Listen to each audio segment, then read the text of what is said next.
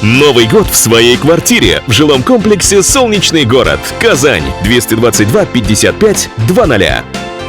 8 сентября – день голосования, и цифра 8 с вами будет все это воскресенье. Например, 8 поводов сходить на свой избирательный участок. Во-первых, вы выполните свой гражданский долг и получите красочный браслет. Прямо не отходя от участка, концерт – это второй повод. Третий – ярмарки по ценам ниже рыночных. Мы впервые дадим возможность каждому избирателю высказаться по поводу программы «Наш двор». Пожелания, предложения. Пятое. В Казани 8 сентября дополнительно будут работать 40 автобусов, на которых можно будет добраться до своих участков. Здесь же шестой бонус.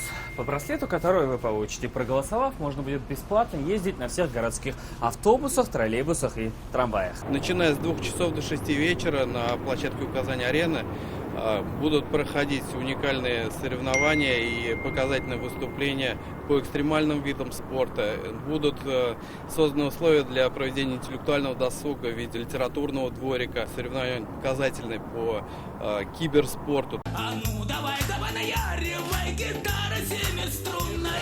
Я знаю пароль, я вижу ориентир. Группы Любэ, Ночные снайперы, Виа Волга-Волга. Все, кто в этот день придет на Казань-арену, ждет праздничный концерт до 10 часов вечера. Вход все по тем же браслетам, которые можно получить, проголосовав. Звезды эстрады будут и в Альметьевске. Начало выступлений в 16:30 на площади Нефтяников. На сцене ждут артистов Бурито и Юлиану Караулову. Нижнекамские, Челнах и вообще по всей республике тоже обещают концерты.